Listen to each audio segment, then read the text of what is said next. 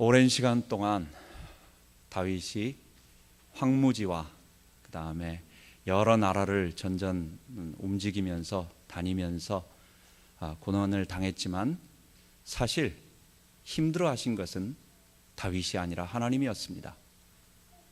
하나님은 이 땅에 하나님의 영광을 나타낼 하나님 나라를 만드시기 위하여 하나님은 그 일을 진행하시는 가운데 하나님의 일꾼, 하나님 마음에 합한 사람, 하나님의 뜻을 다 이룰 사람을 찾으시고 또 그가 어느 정도 성장하기까지 준비시키시고 또 그가 하나님 말씀에 잘 길들여진 정말 순종하는 사람으로 만들기 위해서 오랫동안 참고 기다리시며 지켜보시며 또 격려해 주시며 낙심할 때는 일으켜 세우시며 그 사람을 만들어 가고 계셨던 것입니다.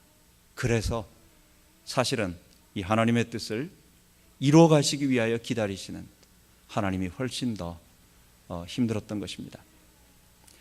이제 하나님의 때가 참에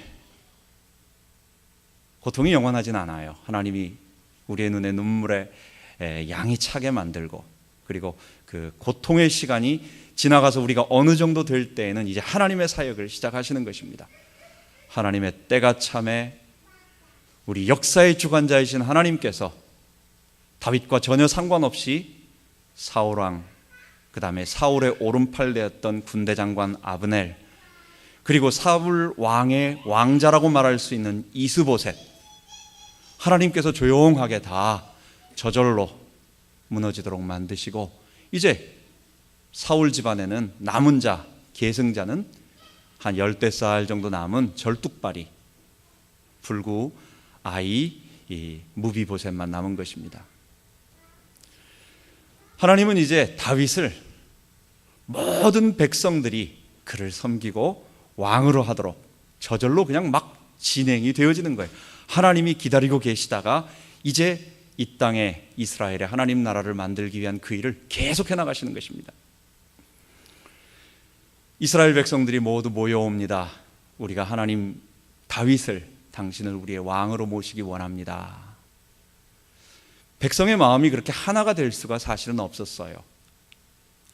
여러분, 이스라엘 역사가 나라 왕국이 사울에서부터 586년 저 시드기야 왕까지 그 기간까지의 연도를 따져본다면 거의 한 500년 조금 못 됩니다. 이스라엘 왕국은 사울 왕부터 마지막 왕까지는 한 500년 조금 안 됩니다.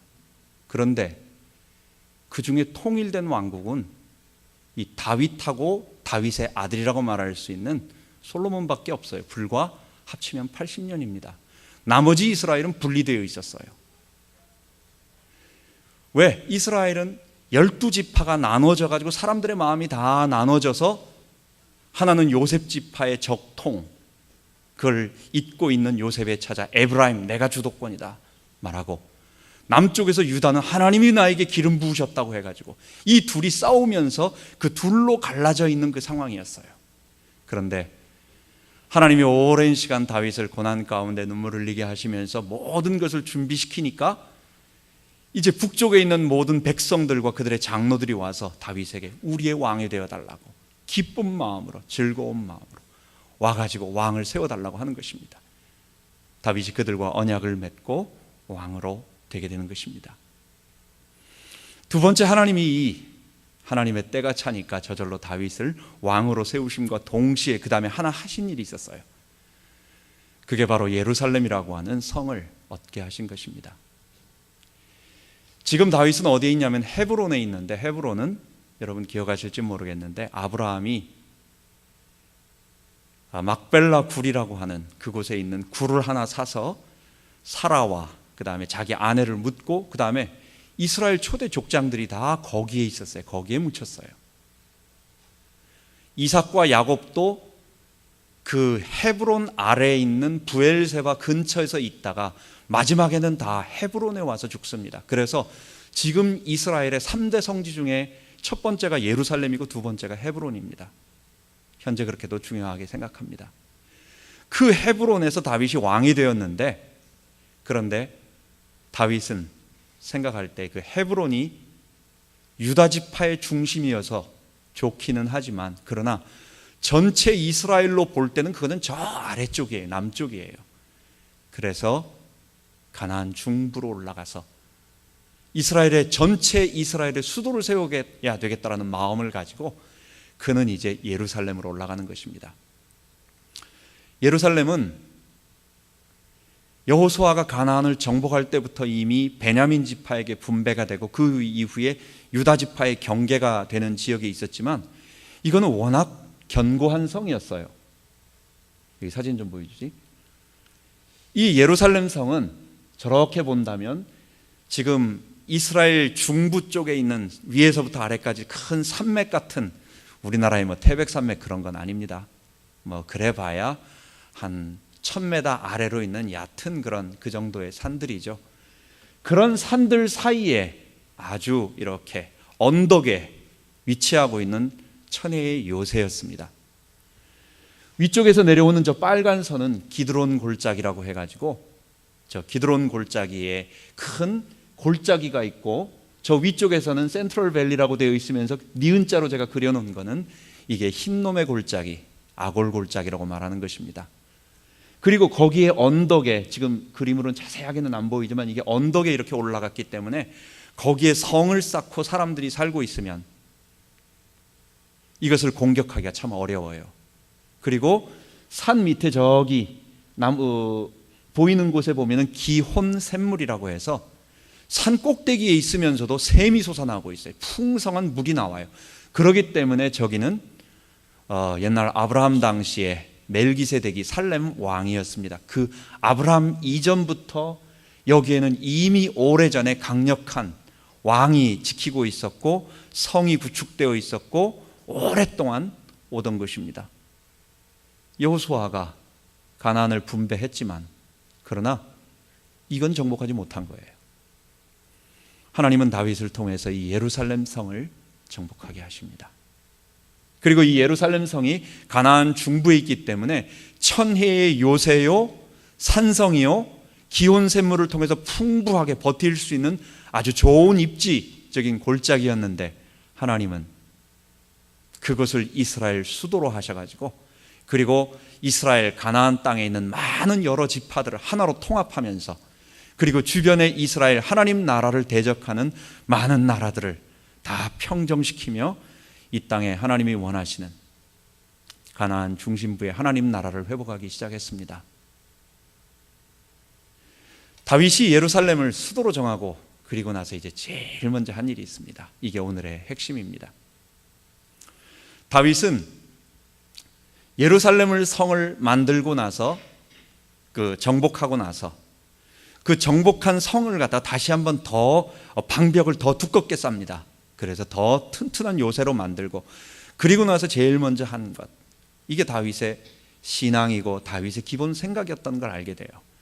그게 바로 여호와의 언약궤를 가지고 와야 되겠다 생각을 한 것입니다. 이게 그냥 심심해서 그냥 하다 보니까 이제 그럼 해볼까? 이게 아니라 오래전부터 마음속에 품고 있었던 다윗의 생각이었어요.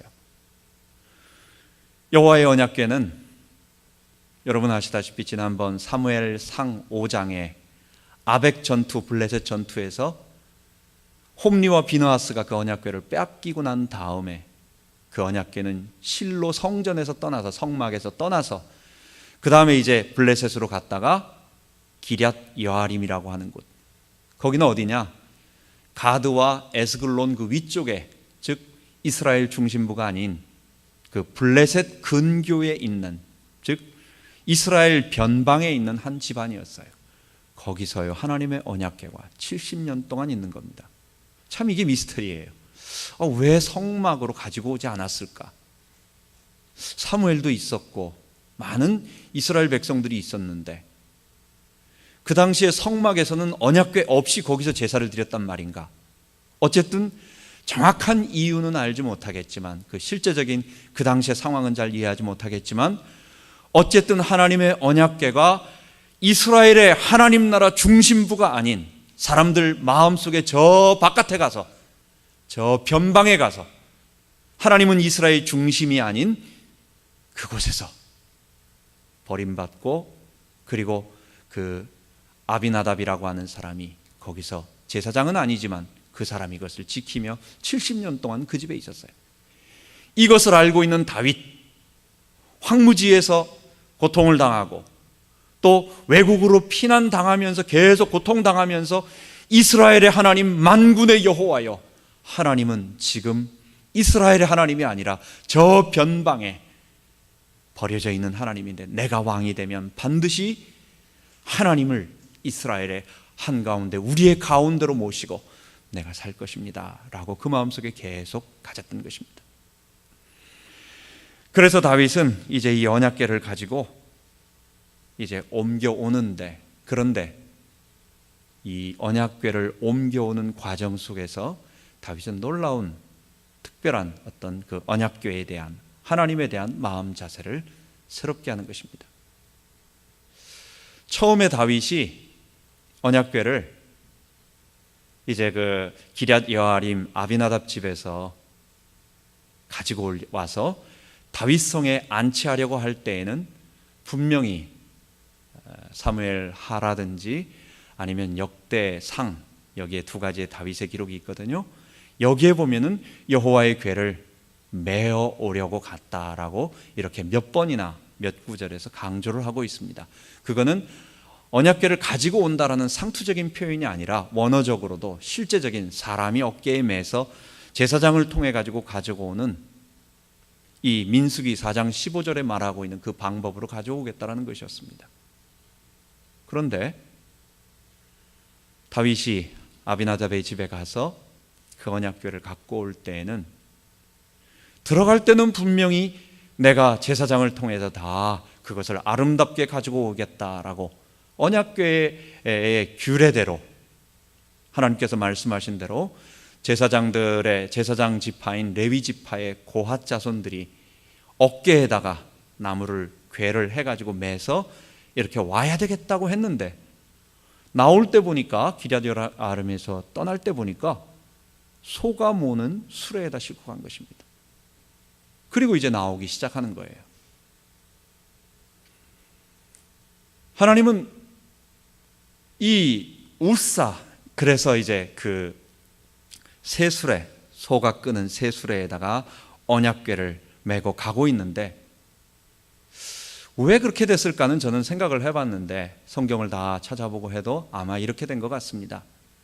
처음에 다윗은 그랬지만 한 70년 동안 그것을 지키고 있었던 그 사람 우사와 그 아비나답의 집에 있었던 사람들이 이것을 메고 가지 말고 우리가 이전에 하던 방식대로 우리가 법궤를 새 수레, 깨끗한 아무것도 한 번도 싫지 않은 수레에다가 싣고 가겠다. 그렇게 해서 아마 다윗은 오랫동안 지켰기 때문에 왕으로 직권으로 이렇게 말하기보다는 그럼 그럴까 보다 해서 이제 허락을 하지 않았느냐 이렇게 추측을 해볼 수 있겠습니다. 어쨌든 그 일은 하나님이 원하시는 일이 아니었어요. 하나님은 다윗과 이 우사가 하나님의 언약궤를 만홀하게 여기고 그리고 자기의 방법대로 이렇게 하는 부분을 보시면서 그것을 기뻐하지 아니하셨어요.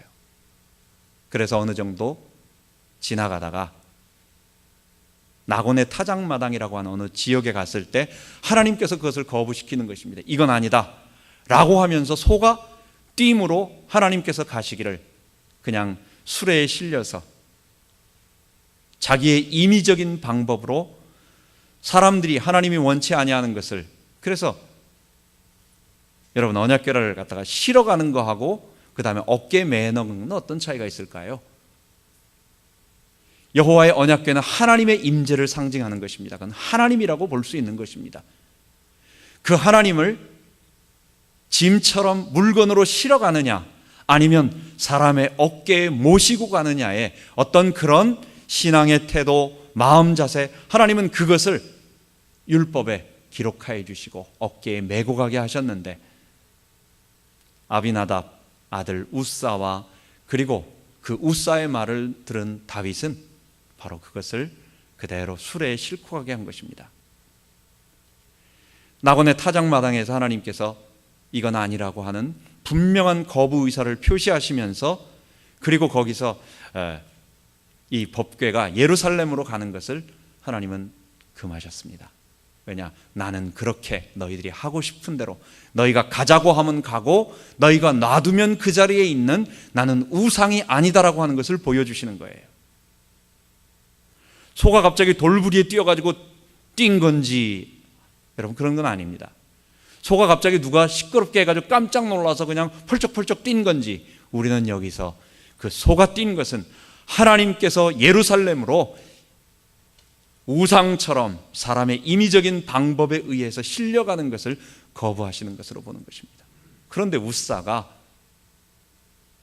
하나님의 법궤가 뛰니까 떨어질까 봐 그것을 잡습니다. 거기에 하나님께서는 그 우사를 치세요. 그래서 우사가 죽습니다. 이 부분을 보면서 사람들이 좀 오해를 하는 부분이 있습니다. 하나님 참 이상하시다. 왜 우사가 법궤가 떨어지면 어떻게 되겠느냐? 소가 뛰놀다는 것, 갑자기 깜짝 놀라가지고 이렇게 조금 펄쩍펄쩍 뛰는 어떤 부분이겠지요? 그러면은 법궤, 하나님의 언약궤가 떨어지면 그거 굉장히 낭패인데 우사는 떨어지지 말도록 그걸 잡았다. 근데 왜 하나님이 이 우사를 죽이느냐? 이렇게 볼 수 있습니다. 여러분, 이거는 그 한 줄만 봐서는 안 되는 것입니다.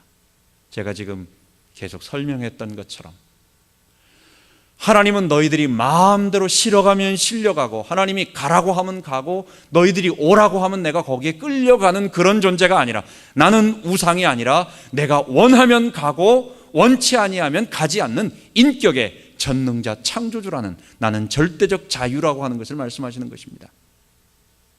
우사는 70년 동안 그 가정에서 하나님의 언약궤를 섬겼을 거예요. 그가 지켰을 거예요.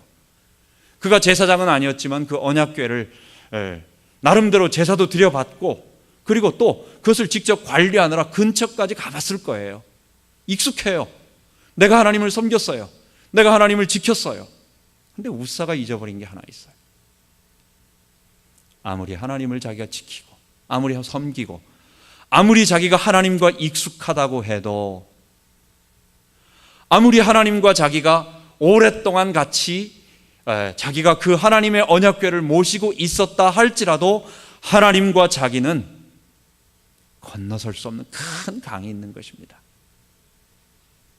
하나님과 자기는, 그 언약궤와 자기는 건널 수 없는, 그 하나님은 나를 사랑하시며 나와 함께 하시며 나를 지키시고 보호하시는 그분이지만, 그분은 내가 감히 근접할 수 없는 전능자, 온 우주 만물을 창조하신 전능자 엘샤다이, 그 하나님이기 때문에 내가 하나님과 익숙하다고, 내가 하나님 섬기는 것이 익숙하다고 내가 마음대로 할 수 있는 분이 아니라는 거예요. 단순하게 언약궤가 떨어지는 것을 우사가 잡았는데 왜 죽였느냐라고 이상하게 보지 말고, 오랫동안 익숙해 있던 그 우사의 그 하나님께 대한 경외감, 그리고 자기가 원하던, 분명히 다윗이 언약궤를 메고 나가자고 제사장을 통하여 말씀하셨던 그 고핫 자손들이 메고 가야 한다라고 하는 하나님의 방법대로 해야 된다라고 하는데, 우사는 내가 이것을 했기 때문에, 내가 오랫동안 하나님을 섬기고 있기 때문에 예루살렘까지는 내 방법대로 하기를 원한다. 그래서 자기가 원하는 대로 그 언약궤를 수레에 싣고, 이거는 이제 이방 블레셋 사람들이 또는 주변에 우상 섬기는 사람들이 그 우상을 옮길 때 쓰는 방법인 것입니다. 그 방법으로, 자기의 방법으로 한 것입니다. 하나님은 그것을 치신 것입니다. 다윗은 그때 공포감을 느끼게 됩니다. 두려움을 느끼게 됩니다. 아, 하나님. 자기는 좋은 의도였어요. 자기의 꿈에도 소원, 저 변방 기럇 여아림에 있는 저 하나님의 언약궤를 이스라엘 중심지에 가지고 와서 이 하나님의 모든 백성들이 그 언약궤를 중심으로 하나님을 섬기며 하나님 앞에 물어보며 살아야 되겠다. 얼마나 좋은 의도였어요? 백성들도 다 좋아합니다. 자기는 그것을 실행하고 있어요. 그것을 모실 만한 아무도 정복하지 못하던 천혜의 요새 예루살렘 여부수 사람의 땅을 하나님이 주신 방법으로, 그 기혼 셈에 있는 수로를 타고 기습을 해서 수로를 타고 올라가서 그 성을 정복하고 완전히 다윗성으로 든든하게 성을 만들었어요. 그리고 여호와의 법궤를 모셔오려고 합니다. 다윗이 한 가지 더 생각할 게 있었어요.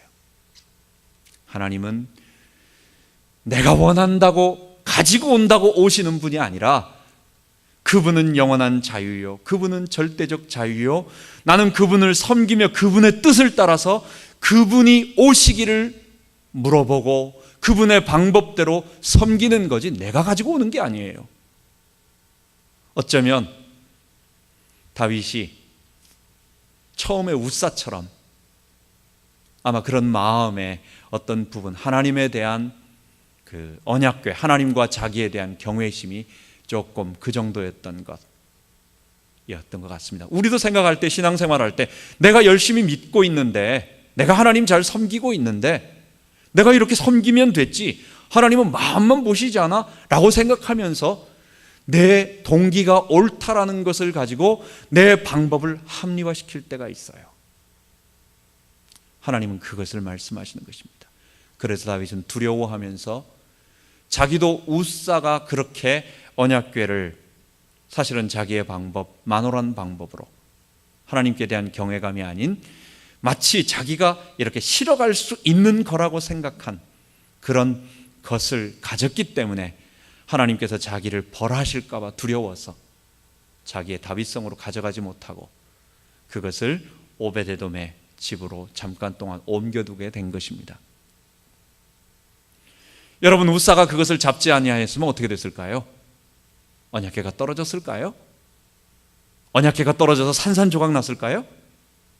그래서 하나님은 길가닥에 패대기 쳐져서 모든 사람들이 우습게 보는 조롱거리가 되었을까요? 하나님은 우리의 도움을 필요치 아니하시는 분이십니다. 하나님은 우리가 섬겨줘야, 하나님은 섬김 받으시고 다른 사람들로부터 높임 받으시는 그런 분이 아니에요. 우리 하나님은 영원부터 영원까지 홀로 존귀하시며 모든 이름 위에 뛰어나시며, 그러며 우리와 전혀 상관없이 처음부터 마지막까지 우리의 도움 전혀 필요 없이 하나님은 홀로 왕이신 분이십니다. 웃사는 좋은 의도였는지는 모르지만 그러나 급작스러운 상황에서 내가 붙잡아야 하나님의 언약궤가 안 떨어진다라고 하는 그건 자기 생각이에요. 하나님은 인간의 도움을 필요치 아니하시는 것입니다. 그런데 다윗은 이제 마지막 세 번째로 두려워하며 하나님의 언약궤를 모셔오지 못하다가 하나님께서 이제 진노를 푸셨다는 것을 알게 됩니다. 자기의 범죄를 다 용서하시고 오벳에돔의 집에서 3개월 동안 그를 축복하시는 것을 보고 이제는 다시 모셔옵니다. 이때 다윗의 자세는 완전히 달라지게 돼요. 어떻게 되었습니까? 이전에는 자기가 언약궤를 모셔오면 하나님 기뻐하실 줄 알았어요. 내가 하나님을 위해서 뭔가 해주는 거 아닌가? 내가 하나님이 기쁘시게 하는 일을 하니까 하나님 나 좀 괜찮지요? 내가 하나님 위해서 뭔가 일을 했지요? 이렇게 생각할 수 있었어요. 설령 그것이 좋은 의도요, 믿음의 일이었지만, 그러나 웃사 사건을 통해서 다윗도 다시 한번 깨닫게 되는 것입니다. 아, 하나님은, 이 언약궤는 내가 모시고 오는 것이 아니라, 내가 가지고 오는 것이 아니라 하나님이 오시는 것이구나. 하나님이 스스로 오시는 것이구나. 그래서 하나님에 대한 경외감, 다시 한번 내가 아무리 하나님을 위하여 어떤 일을 하고 대단한 일을 하고 좋은 의도를 가지고 무엇을 해도 그건 다 아무것도 아니다. 하나님이 원하시는 일, 하나님의 방법, 그 하나님의 방법을 따라서 나는 순종하고 섬기며 겸손히 준행하는 하나님의 사람 되겠습니다. 그런 마음 자세를 가지고 이제는 오벳에돔의 집에 가서 준비를, 그 전에 사전의 준비를 다 했어요. 레위 지파 고핫 자손이 그 중에 선별을 해가지고 그 언약궤를 맬 사람을 뽑고, 레위 지파에서 찬양 부르는 사람들을 또 뽑아서 준비시키고, 제사장은 그 뒤를 따르고 그들을 모두 하얀색 세마포 옷, 배 에봇옷을 입었어요. 그래서 찬양을 부르며 제사장이 뒤따르며 고핫 자손이 앞으로 나가며, 여러분 이건 지금 뭐 하는 겁니까? 언약궤를 가지고 오는 게 아니에요. 하나님이 앞서 가시는 거예요. 하나님이 가시는 거지 다윗이 지금 하나님을 싣고 가는 게 아니에요. 다윗은 거기서 배 에봇옷을 입습니다.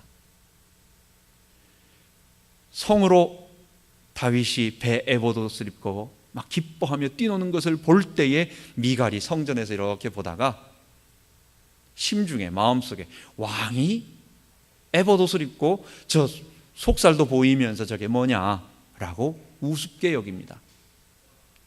여러분, 이 말은 다윗이 춤추다가 옷 벗겨졌다라는 말이 아닙니다. 다윗이 춤을 추다가 뭐 바지가 흘러내린다거나 무슨 뭐 옷이 벗겨지는 줄도 모르고 춤췄다라는 그런 것보다는, 다윗은 모든 사람들 가운데 아무도 입을 수 없는 한 사람만 입는 옷, 눈에 딱 띄는 거 뭐예요? 왕복이에요. 왕이 입는, 혼자 입는 옷을 입고 왕으로서의 최고의 주목을 받으며 집중받지만, 그때는 어떤 옷을 입었느냐? 그때 나는 왕이 아니라는 거예요. 나는 평민으로서, 나도 레위 지파, 그렇다고 제사장 옷을 입은 건 아닙니다. 제사장의 금 에봇을 입은 것은 아닙니다. 배 에봇으로, 아이들이 사무엘이 어렸을 때 입었던 것과 똑같은, 누구나 입을 수 있는 깨끗한 세마포 에봇을 입고, 그러니까 왕으로서 자기의 지위를 내어버리고 나는 하나님 앞에서 왕이 아니라 하나님을 섬기는 백성이고 순종하는 백성이고, 나는 백성들 가운데 하나님을 찬양하는 자에 불과하다라고 하는 것을 고백하는 거예요. 그리고 왕 흉내를 내지 않는 거예요. 거기서 뒤따라가면서 하나님 앞에 백성으로서 기뻐하며 찬양하는 것입니다. 여러분, 다윗은 지금까지 승승장구를 했습니다. 하나님의 은혜를 체험했어요. 그가 수년 동안 정말 얼마나 어렵게 고통을 당하고 준비를 했습니까? 그리고 준비가 되어지고 나니까 하나님이 갑자기 문을 여시는데, 이제는 모든 것들이 정리되더니 절대로 합쳐질 수 없는 저 에브라임 지파 위쪽, 그쪽에 있는 지파들이 다 기쁜 마음이 되어가지고 자기에게 다 몰려옵니다. 그리고 거기에 있는 군대들, 지금 사무엘 하에는 기록이 안 나오지만 역대상은 똑같이 10장부터 마지막 30장 그 뒤쪽까지 보면은 이 다윗의 왕이 되면서부터 끝일 때까지의 기록을 똑같이 기록을 합니다. 거기에서 다윗은 군대들이 다 와가지고 자기의 군대들을 다 데리고 와서 다윗에게 복종하는 것을 봐요. 한 2장에 걸쳐가지고 군대 이름, 장군의 이름, 군대의 개수, 한 숫자, 이런 것들이 조직적으로 쫙 옵니다. 사람들, 군자들이 다 몰려와요. 그리고 주변에 있는 블레셋도 물리치지요. 저 위쪽에 있는 아람, 암몬, 모압, 그 아쪽에 에돔, 그리고 그 옆에 있는 블레셋, 저 밑에 소바까지 다 물리치게 됩니다. 여부스 아무도 못 넘어갔어요. 이 예루살렘이라고 하는 성은 여호수아 정복 때부터 지금 몇 년입니까? 350년. 바로 가나안 그 정복 전쟁 이후에 사사시대는 350년 정도라고 말합니다. 400년 동안 정복하지 못해가지고 여부스 왕이 가지고 있었던 땅이에요. 저기를 정복합니다. 그리고 언약궤를 가지고 오려고 합니다. 아무도 거칠 게 없어요. 신앙적으로도 존경받고 또 사람들로부터 존경받고 인기 있고, 자기는 하면 다 되는 거예요. 자기는 왕이에요. 투표율 떨어질까 봐 전전긍긍하는 왕이 아니라 투표율 한 95% 나오는 겁니다. 지지도가. 그런데 다윗은 웃사 사건을 통해서 하나님 앞에서 최고의 정점에 있는 자기의 신앙을 다시 한번 점검합니다. 아무리 사람들로부터 칭찬받고 존경받고 좋아해도 나의 하나님, 나의 왕, 나의 하나님을 섬기는 나는 그런 사람이다. 여호와의 언약궤, 그게 단순한 언약궤만이겠습니까? 하나님의 임재, 이 하나님은 내가 함부로 근접할 수 없는, 하나님이 나를 긍휼히 봐주셔야 하는, 나는 그 앞에서 어린아이처럼 뛰어놀 수밖에 없는 그런 자라는 것을 다시 한번 마음에 품고 웃사 사건을 통해서 그의 태도와 신앙을 다시 한번 점검하게 되는 것입니다. 그래서 겸손하게 베옷을 입고 왕의 흉내를 내지 아니하면서, 물론 자기가 하는 역할은 왕으로서의 최고의 역할을 다 감당합니다. 그러나 직분이 왕이지 내가 백성들을 정말 백성들의 모든 것을 주관하는 내가 하나님 위치에 올라갈 수 없는, 감히 그 생각을 못하는 거예요. 그게 어디에서? 웃사를 통해서 보았고 그렇게 된 것입니다. 여러분, 이 말씀을 우리들에게 한번 적용하면서 우리 한번 마치도록 하겠습니다. 여러분, 언약궤, 이 언약궤는 누가 예루살렘 성으로 옮긴 것입니까? 다윗이 옮긴 게 아니에요. 하나님은 다윗이 저 변방에 버려져 있는 언약궤를 옮겨줘야 겨우 예루살렘으로 돌아가실 수 있는 분이 아닙니다. 하나님은 스스로, 하나님께서 실로에서 떠나셔서 블레셋 모든 가드, 아스글론, 에스돗, 이런 블레셋을 모두 하나님께서 진멸하시고 독종을 줘가지고 다곤 신당에 목을 부러뜨려 버리고, 그리고 하나님은 하나님이 원치 아니하셨기 때문에 기럇 여아림에 거하시고 70년 동안 백성들이 마음에 다른 곳에 가 있으니까 하나님께서 나 좀 섬겨줄래? 하나님 그러시는 게 아니에요. 하나님께서 자기의 이것을 준비하시고 그 다음에 다윗으로 하여금 이것을 옮겨올 수 있도록 겸손하게 섬기며 올 수 있도록 한 것입니다. 누가 이 언약궤를, 하나님을 예루살렘으로 모셔올 수 있었습니까? 하나님 스스로 걸어가신 것입니다. 두 번째, 이 웃사의 신앙과 다윗의 첫 번째 기럇 여아림으로 갈 때와 그 다음에 두 번째 오벳 에돔 집에 갈 때의 마음 자세가 완전히 다릅니다. 내 방법이 좋다고, 내가 지금 잘하고 있지 않냐고, 나 이렇게 해서 하나님 기쁘시게 하는데, 나 이거 좋아하는데 이러면 하나님 기쁘지 않냐고 라고 내 방법대로 믿는 신앙, 우리는 하나님 신앙을 그렇게 할 때가 있습니다.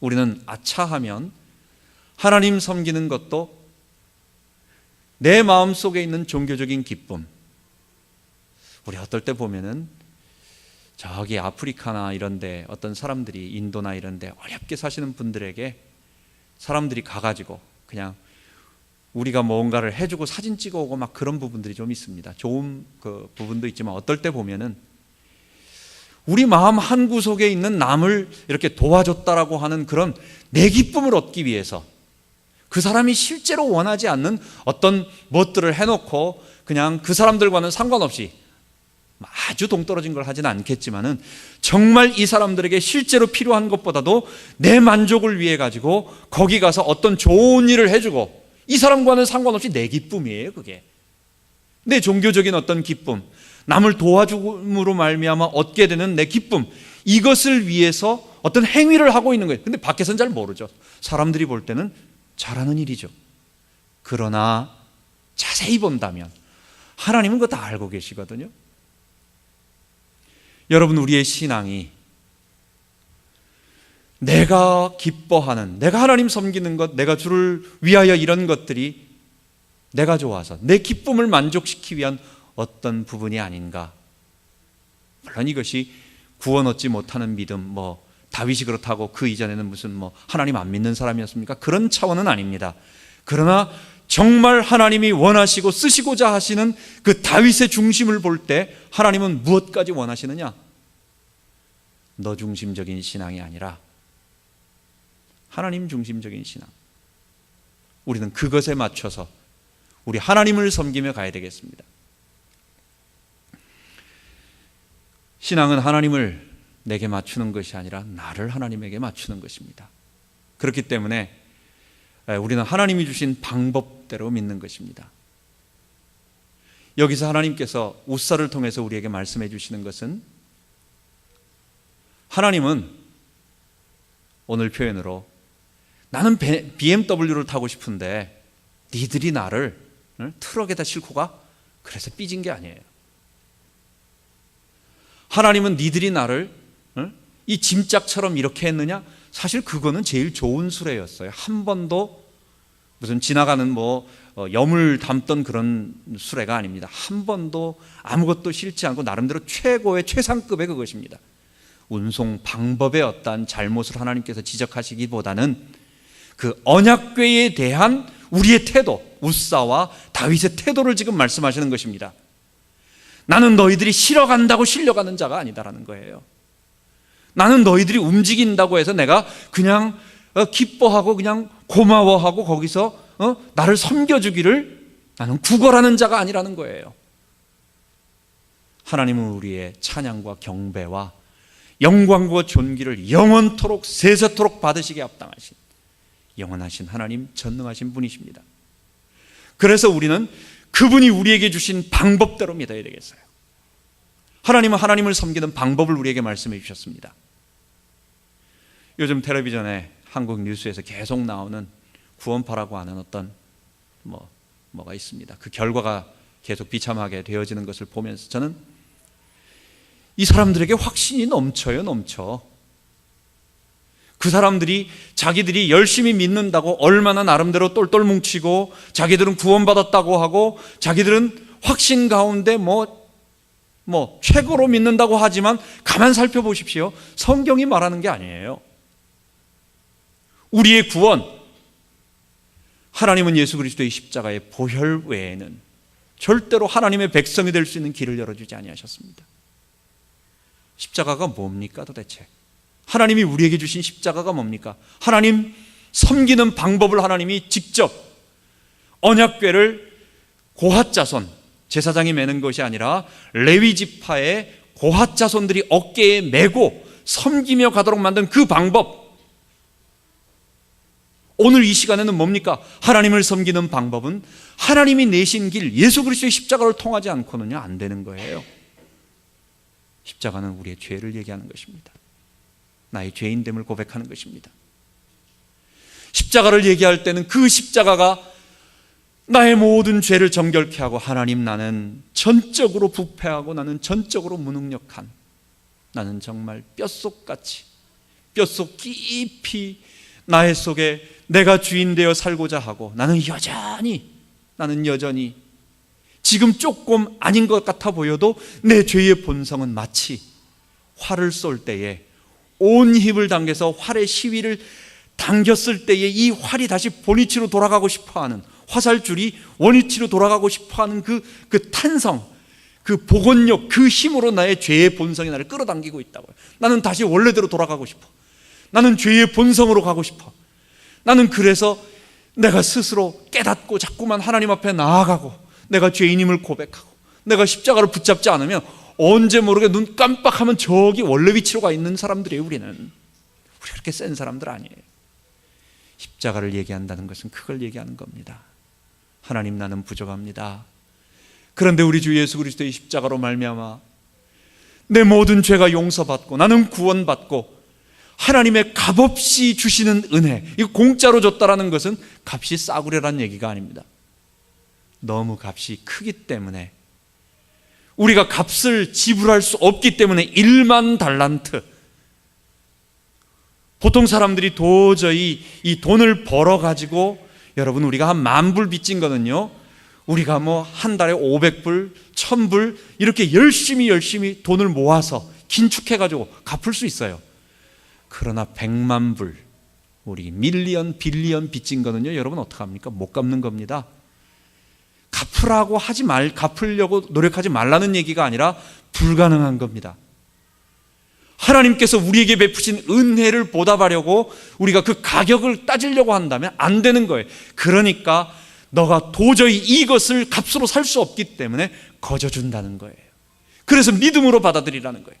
그 십자가의 은혜, 너의 죄인됨을 인정하고 예수의 십자가 앞에 나와 회개하고 그 십자가 앞에 나의 죄인됨을 고백하고 예수의 무한하신 사랑과 그 보혈의 피를 받아들이고 그분의 성령을 모실 때, 그게 우리의 하나님께서 우리에게 주신 구원의 방법입니다. 이 방법 말고 다른 방법으로 십자가를 통해서 죄의 정문을 통과하지 않고 다른 것을 통해서 축복을 통해서나 아니면 어떤 귀신 쫓음이나 안 좋은 일 다 제거함이나 축복받음이나 문제 해결이나 이런 것을 통해서 교회 안으로 들어오는 것은, 오늘 예수 이야기를 해도 그 예수는, 그 십자가는 성경이 말하는 십자가가 아니에요. 하나님의 방법대로 믿어야 되겠습니다.